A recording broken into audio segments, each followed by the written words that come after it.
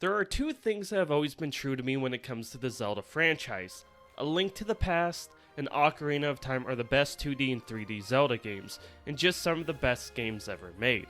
I really never thought I would ever see the day I would actually consider a new Zelda game to be better than those two, but here we are, and I'm not just debating to myself about Tears of the Kingdom being better than both of those games, I'm debating on whether this might be in my top 3 games of all time, something I didn't remotely consider with Breath of the Wild. The way Tears of the Kingdom has changed the way I view what's possible in a video game is unlike any game I've played before it, and before I go any further, there will be massive spoilers in this video.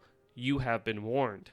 Now, while Tears of the Kingdom isn't necessarily technically impressive in the graphic or performance front, which I will get to later on in this video, it makes up for it with its insane creative gameplay that truly puts the player in control of how they approach a situation or objective, which made me laugh just a little bit while I was playing the game, because we have seen this song and dance before when a game is open world and you as a player gets told they can approach a situation in many different ways, when in fact there really is only 2 ways to accomplish that objective that is clearly laid out by the devs. In Tears of the Kingdom, at times while I was playing, and let me make this point really clear, I have no idea at all what the hell I was doing half the time getting past the puzzles laid out before me.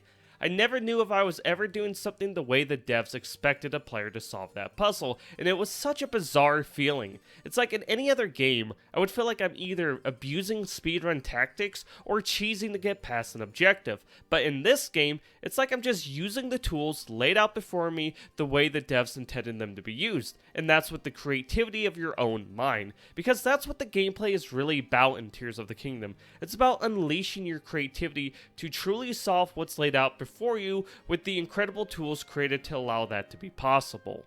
This starts with the Ultra Hand ability. Ultra Hand basically allows you to connect 99% of the objects in the world together to create whatever you want. Whether that's vehicles that allow you to fly through the sky, bridges to cross fast-moving rivers, or wherever else you can come up with. Then you add in the Fuse ability, which allows you to take any of those objects and fuse them to your shields and weapons to add different effects like using a rocket on your shield to fly into the air, or add elemental damage to help in your fight against monsters. Also, I can't forget to mention that you can literally reverse time for almost all those objects as well, which is a great way to cheese some puzzles. Plus, you have the Ascend ability where you climb up through rocks, which, you know, it is what it is. I probably massively underutilized this ability, I'm going to be perfectly honest, but I still enjoyed having it. And when you think about all of these working together with what's going on in this open world, it's hard to comprehend how it's even possible for this to work on a Switch without even factoring in how other things affect objects through the physics of the world, like wind blowing sand away or freezing water so you can manipulate the ice you make with your abilities. Now, all this creativity doesn't just apply to the puzzles or how you traverse the open world. It changes how you approach combat on so many levels. Let's look at the Water Temple boss, for example. Your objective is to use water to remove the sludge from its body so you can do damage to it. Well, there is a crazy amount of ways you can do this. You can use anything from Sidon's ally ability all the way to a damn fire hydrant. It's incredible how free-flowing the combat is because of this, and really makes it so it's almost never repetitive, even when you're fighting the same old mobs. Which, speaking of mobs or enemies in general, Tears of the Kingdom is so much better compared to Breath of the Wild, with iconic enemies like Likes coming back, or the new ever so creepy Gloom Hands that could be super punishing at times. Not to mention the mighty Gleeok dragons are arguably the strongest enemies in the game. It makes exploring this open world much more enjoyable and a lot more unpredictable on what you might run into. Not to mention it is ridiculous how big the world is, but yet not empty, which was one of my biggest complaints I had with Breath of the Wild. The world felt needlessly massive for no real reason, and while this is technically the same world in Tears of the Kingdom, it's filled with so much more content and things to do, it doesn't come close to feeling empty at all. From raiding enemy camps with knights, taking musicians to see great fairies using your horse, helping this poor construction worker help his boss stand, which I can relate to since I do the same kind of work in real life, and so much more. Then you have your classic stuff like Koroks Define for expanding your inventory, which is done most of the time by reuniting two Koroks together using your new abilities. Shrines are far more fun that you could do to help grow your health and stamina thanks to the creativity they lend to the player. Or the new Skyview Towers that are much more interesting in this game with how creative getting into them to survey the land can be. Plus, they launch you way into the sky, which is a blast to do. It makes it easy to get around the massive new sky islands, or see across the land to find chasms that lead to the underground depths area, which both of these are wildly different experiences from the normal land, with the sky islands focus really being on traversing in creative ways, and the depths being a more combat-oriented challenge, with you battling through the darkness to light up the areas, using these light roots, while also dealing with one of the new interesting mechanics in the game called Gloom, which basically makes it so you can't recover a portion of your health without basking in sunlight or cooking up a dish. These stark contrasts between the different areas really does make the open world a lot more interesting to explore. But now let's reverse course for a second. We just went over an insane amount of mechanics that shouldn't even be possible on a Switch in a world that is beyond massive, that is filled to the brim with endless content that isn't boring to do, so you're probably wondering how performance was for me. Well, I'm going to be honest, after playing over 70 hours and completing all the main story quests, I've only experienced frame drops 3 times. That's it. 2 of those were basically not even noticeable, and as you can see, the one bad frame drop I did have wasn't the end of the world, and would hardly count it as ruining the game for me. A couple seconds doesn't change a 70 plus hour experience. Now, I will say I do wish it ran at least 60 FPS. I will forever be a frame rate and performance guy, but a fun game is a fun game, and this is a damn fun game. Not to mention you have to factor what the technology you're playing a game on, and what's going on in that game. I know many people believe anything under 60 FPS in today's gaming market is unacceptable. Definitely when a game is $70. But even though it runs at 30 FPS, Tears of the Kingdom played super smooth to me, and it's honestly a modern marvel in the gaming landscape thanks to me experiencing 0 bugs or glitches for the entire duration I played for. With that said though, let's go ahead and move on to the story and main objective of the game. So for the first few hours of the game, I couldn't help but feel like I was playing the exact same game story-wise. You as Link wake up after being injured with a voice guiding you that happens to be a former king of Hyrule. You go through a big tutorial, then you're off to different regions to save the land. Sounds like Breath of the Wild, doesn't it?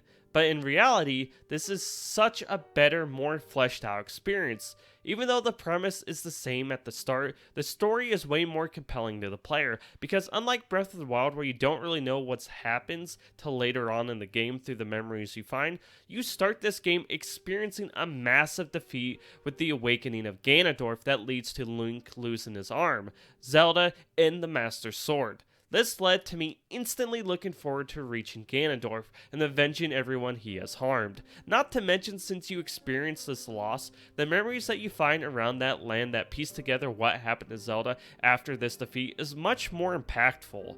Plus, they do a lot better job in this game guiding the player to experience these memories in the proper order, with an entire quest that leads you to runes that lay out the location of all the memories and what order to find them in, which I followed to a T because it led to what I would consider the most emotional and greatest Master Sword pull in the entire franchise, and it honestly just hit me in the feels. But there's more to the story than just Zelda and the Master Sword. The 4 regions you visit this time around are way more interesting story and gameplay wise that feel wildly different from one another as you battle through various challenges to reach a character that then joins you on your journey to help solve the crisis their people face in the regions you're in. These 4 characters are Tulin, Sidon, Yunobo, and Riju, and what I love about this is each character has a unique ability that adds a twist to the area you're in that is reminiscent of that classic Zelda formula where you find a brand new item that helps you navigate the temple you're in. Which, speaking of temples, unlike the divine beasts and the bosses within them, the temples in Tears of the Kingdom are brilliant and creative in how they each throw puzzles at the player, from reflecting light, navigating carts, platforming on a giant airship, to floating through the sky. Each temple is truly incredible, and each lead to such amazing boss fights that are truly different from one another that make use of not only your allies' abilities, but the incredible sandbox abilities in your arsenal as well. Then after completing each region, you get the ability to summon that ally you help to fight alongside you and use their abilities, which is so cool and it really felt like an interesting way to approach it. Also, can I say that the way areas in this game change after helping them is so cool, like how the blizzard ends causing the snow to melt for the Ritos, or how the water clears up for the Zoras. Really makes it feel like your actions as a player matter. Now with that said, let's talk about the late to end game story moments after the first 4 temples.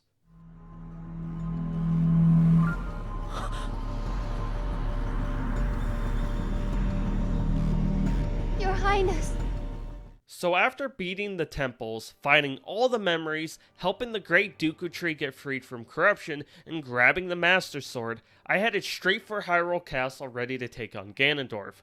What I didn't expect was to go through this sequence that took me all over Hyrule Castle following a fake Zelda that led to a boss fight with Ganon's Phantom, and then have everyone I've helped so far come in and save me was so damn cool. Then Ganondorf mocks everyone while looking down on them. This was such a good moment that just really added to that Link vs Ganondorf rivalry. This of course led to one final temple that needed to be completed, which I will say was probably the lowlight of the entire game for me.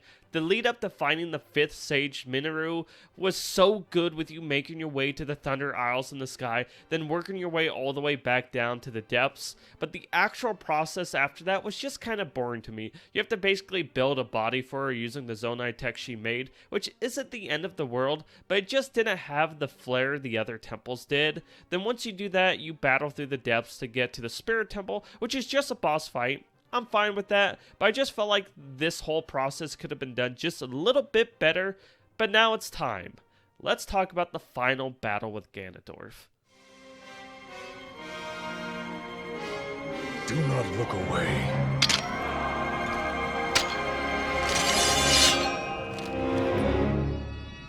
You witness a king's revival. After completing everything, it's time for your showdown with Ganondorf, and you find him deep under Hyrule Castle. This journey through these depths was spectacular. It's a great challenge that uses everything in your toolset and leads to where the start of the game happened. And this is also where they keep that attention to detail so great. You find the torch Zelda was holding just laying on the ground from the beginning of the game, and the experience of everything I went through really hit me right there. I'm just like, damn. I can't believe I'm almost to the end of this game. But anyway, once you finally reach your destination, you have to go through Ganondorf's demon army alongside your allies in a pretty epic battle before you can fight him in an epic showdown that plays out spectacularly. This is what a final boss should be in a game. Him just basically calling you an unworthy opponent, then battling him to desperation in this sick atmosphere in this incredible fight with multiple phases that your allies assist you in. That leads to you riding on Zelda's dragon head as you battle a transformed Ganondorf. And even though that final battle up in the skies is beyond easy, it really felt like a great way to finish the fight.